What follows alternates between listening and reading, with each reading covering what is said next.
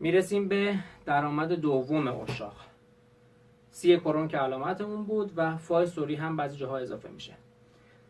سول فا سول لا لا سی لا سول فا سول لا سول فا می فا سول فا می ره می فا با فای سوری تکیهش می فا سول فا سول فا سولا سولا سولا سی لا سی لا سی دو سی دو سی دو ره دو ره سی دو لا سی سولا.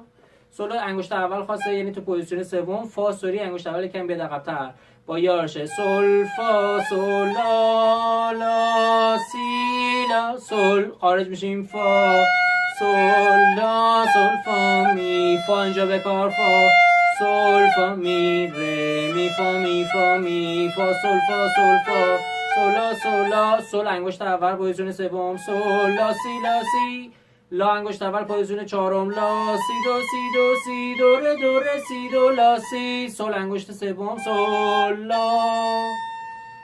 اینجا باید وارد پوزیشن چهارم بشیم. بزنیم لا سول لا سی دو ره سی دو لا، خارج شیم سولا لا سول لا سی دو ره سی دو لا سولا.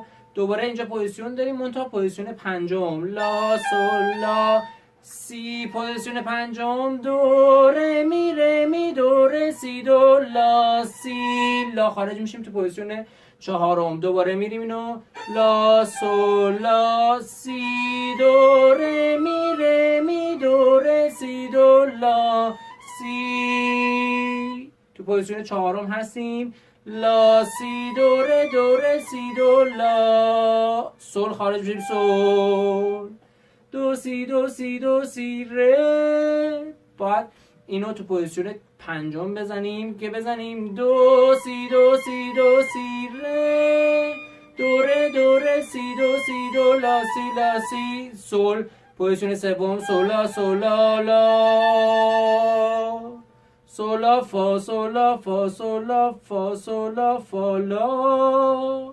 سول انگشت سوم میتونیم باشیم بیرون از پوزیشن یا بیایم تو پوزیشن دوم. پوزیشن مختلف رو امتحان کنیم. برای پوزیشن سوم میزنیم سولا فا سولا فا سولا فا سولا فا لا.